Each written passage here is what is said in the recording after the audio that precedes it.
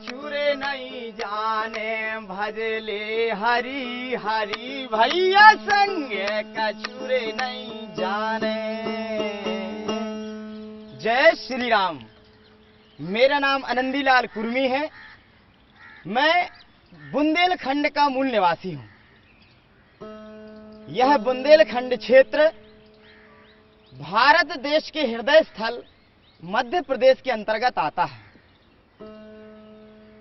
बुंदेलखंड में जो सागर संभाग में दमोह जिला, तहसील तेंदुखेड़ा, ग्राम ओरियामाल, वहां का मैं मूल निवासी हूं। यह बुंदेलखंड क्षेत्र मध्य प्रदेश में कहां से कहां तक फैला है, इसका क्षेत्रफल क्या है, इसके बारे में बुंदेलखंड में एक कहावत प्रचलित है। भैंस बंधी है ओरछा, पड़ा होशंगाबाद, लगवैया है सागरी, चपिया रेवा पार। बुंदेलखंड का क्षेत्र ओरछा से होशंगाबाद तक स्पष्ट है। इसके अलावा हम देखें कि बुंदेलखंड में प्राकृतिक संपदा भरपूर है।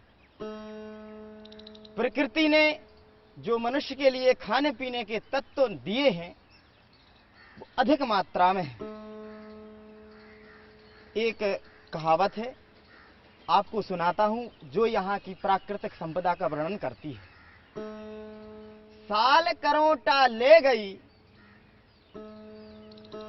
साल करोटा ले गई, राम बांध गए टेक, बेर करोंदा जा कहें, मरण न देहो एक।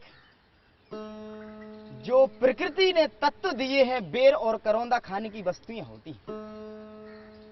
वो ये कहते हैं कि अगर पूरी साल भी बर्बाद क्यों ना हो जाए, भगवान दुश्मनी करके कभी बारिश ना करें, भगवान नाराज हो जाएं, तब भी जो प्रकृति है, प्रकृति खाने पीने के तत्व इतने देगी कि बुंदेलखंड का कोई भी व्यक्ति मर नहीं सकता।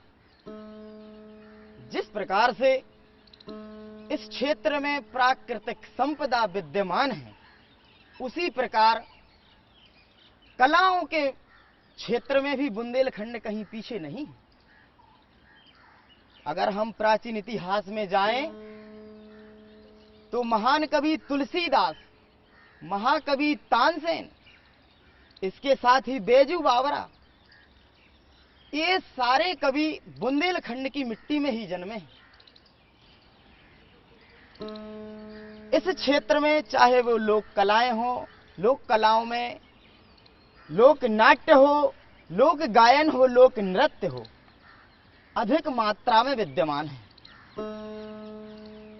उन्हीं लोक कलाओं में यह तमूरा भजन, जिसके माध्यम से मैं आपके सामने बुंदेली रामायण प्रस्तुत करूंगा, है। यह कथा बुंदेलखंड के ग्रामीण अंचलों में बहुतायत रूप में पाई जाती है। कभी भी कोई भी उत्सव हो, तमूरा भजन की विधा हो जाती है।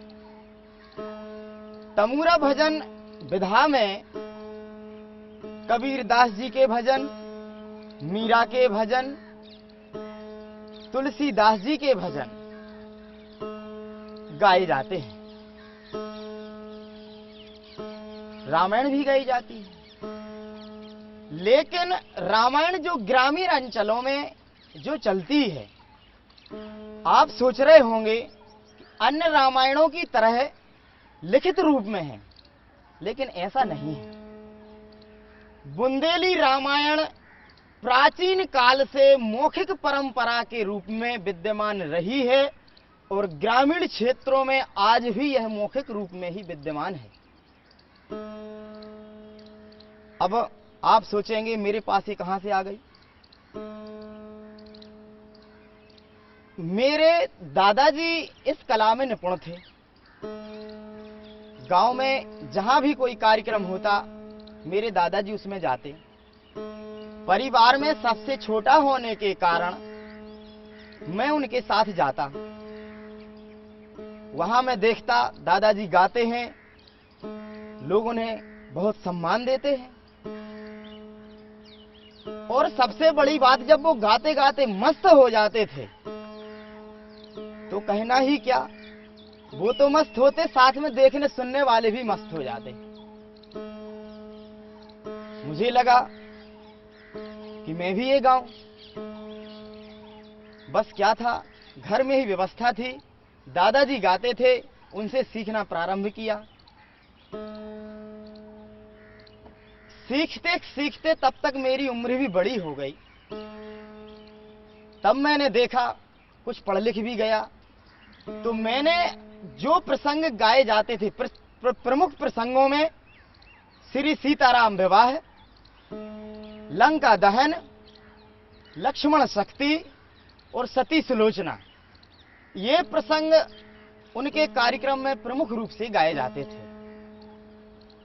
इन सारे भजनों को, सारे प्रसंगों को मैंने लिपिबद्ध किया। फिर मुझे लगा कि यह कथा पूर्ण होना चाहिए, वो पूरी नहीं है।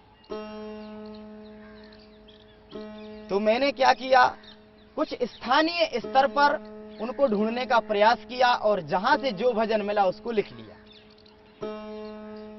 इसके बाद वहां की पढ़ाई पूरी करके जब मैं सागर आ गया तो सागर में मेरा संपर्क डॉक्टर संतोष साहू जी से हुआ।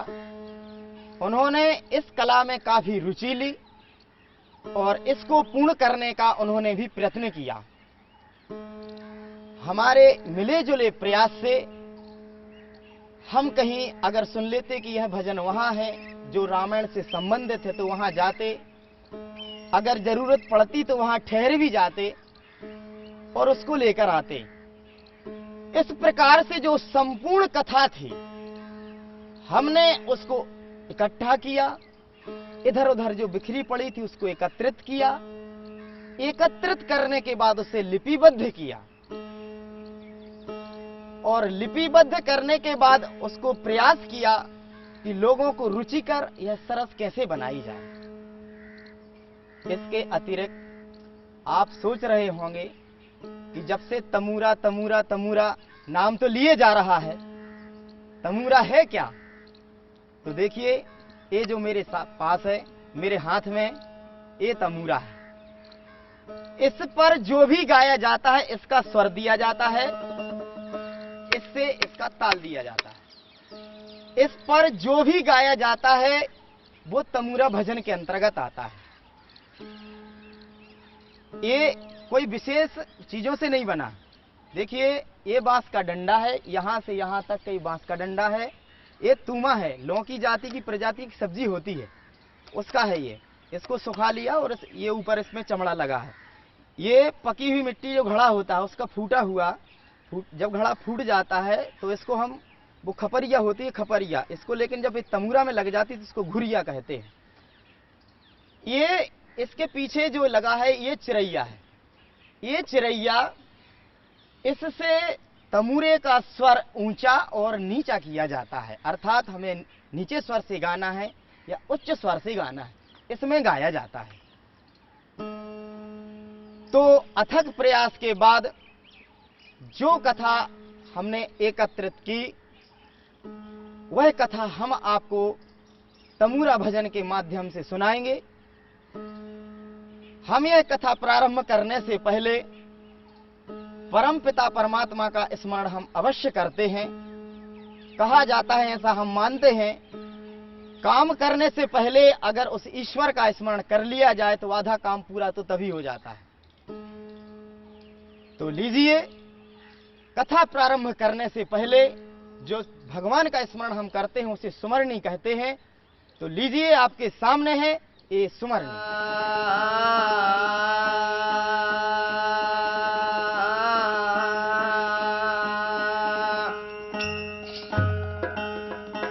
स्वर की देवी शारदा तुम्हें मना लूं आज, क्या बात है?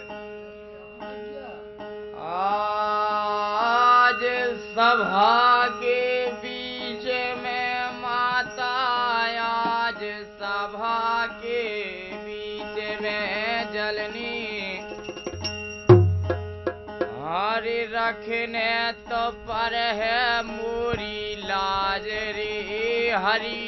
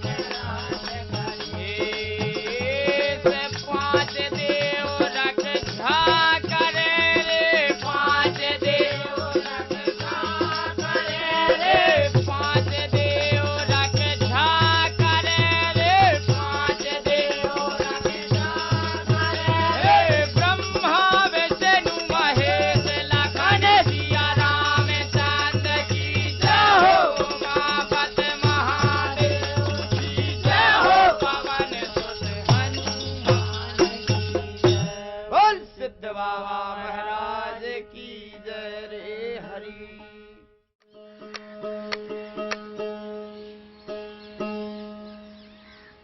अभी आपने आनंद लिया सुमरनी का।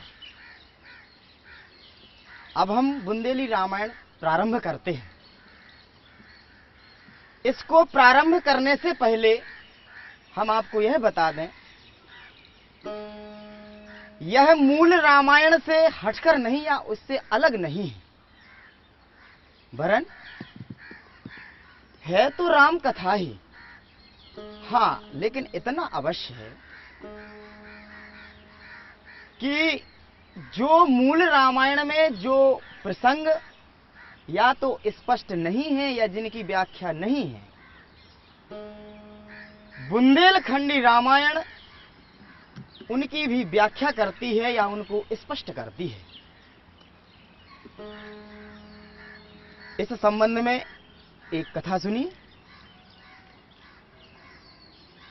श्री रामचरितमानस के राम कलेऊ प्रसंग में रामचंद्र जी की एक बहन थी, यह उल्लेख मिलता है,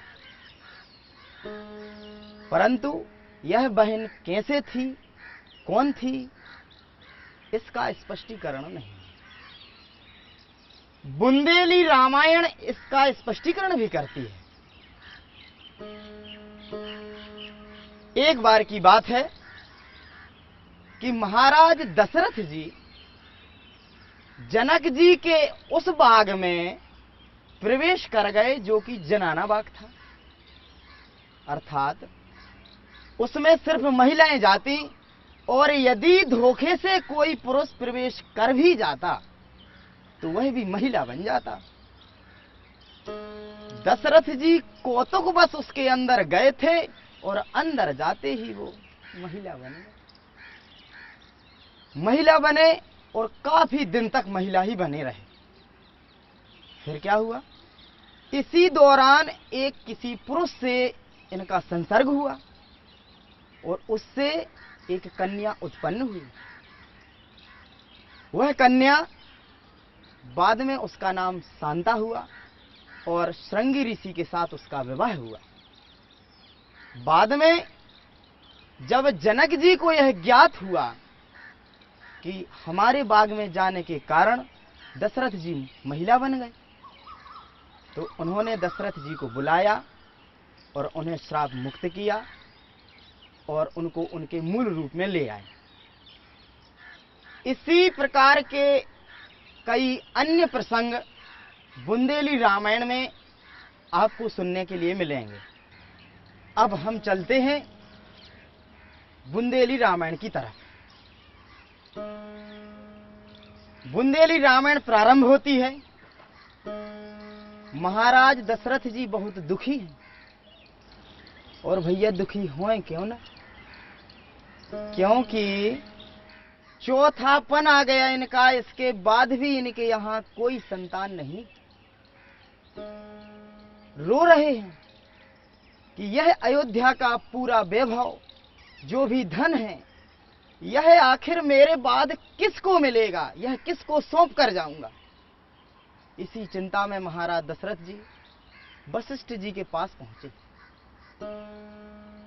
वशिष्ठ जी से कहने लगे, महाराज यह चिंता मुझे खाए जा रही है कि मेरा बुढ़ापा आ गया, इसके बाद भी मेरे पास कोई संतान नहीं। गुरुजी समझते हैं। गुरुजी ने कहा, महाराज आप चिंता मत कीजिए, आप शीघ्रता से यज्ञ करवाइए और अग्निदेव को प्रसन्न कीजिए, इससे आपके यहां पुत्र जरूर हों।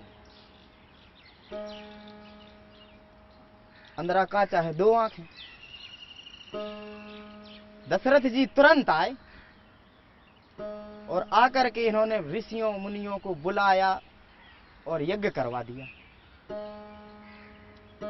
यज्ञ हुआ, बहुत जल्दी ही अग्निदेव भी प्रसन्न हो गए। प्रसन्न होकर के और यज्ञ कुंड में से निकले, हाथ में लिए कटोरा, कटोरा हाथ में लिए थे। वह कटोरा अग्निदेव ने दशरथ जी को दिया और कहा उनसे कि महाराज यह खीर अपने रानियों को खिलाइए, इससे आपके यहां बुढ़ापे में भी पुत्र होंगे। महाराज दशरथ ने जैसे ही खीर ली, अरे खुशी हो गए राजा, देखो बज रही है रे बधाई, खीर कौने कौने खाई। अरे खुशी हो गए राजा, देखो बज रही है बधाई,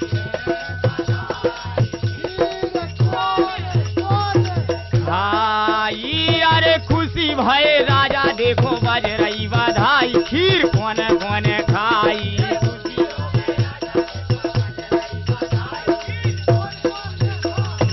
एक भाग खाओ है कौशल्या मैया, एक भाग,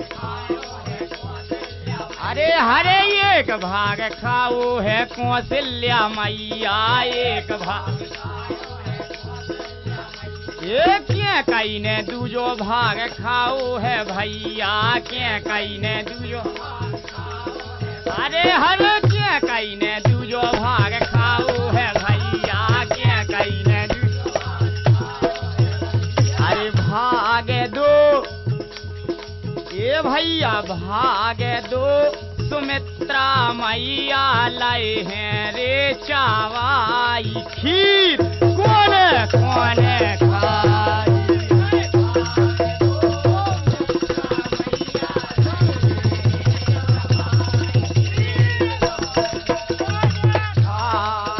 अरे खुशी हो गए राजा, देखो बज रही बधाई, खीर कौने कौने खाई।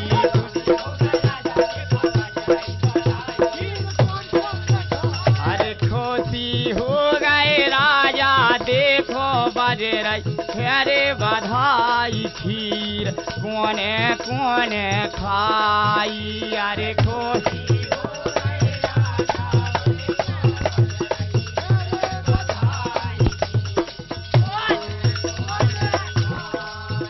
ये जादन से प्रभु जी आ गए गर्भ में, जादन ये दिन से प्रभु जी आ गए गर्भ में, ये सुखी संत दुखी असुर भय अपने मन में, सुखी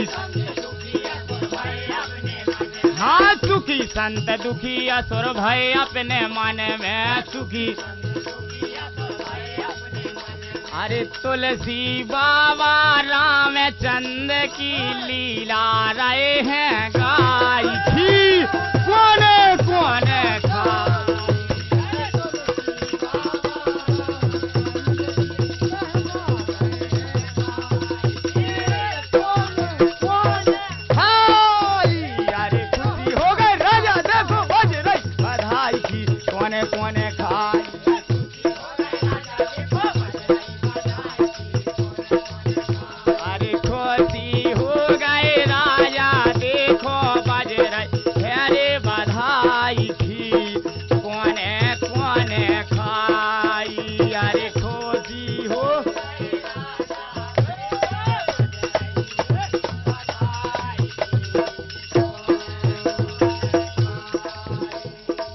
भज्जा दशरथ जी की रानियों ने बा खीर खाई। अब आप क्यों कया कहते मनो बात सही है कि जैसे इनने खीर खाई थी इन्होंने मोड़ा मोड़ो जी। तो राम भाई सो काले पक्ष और चैत को महीना नौमी तिथि सोहाते आबाद में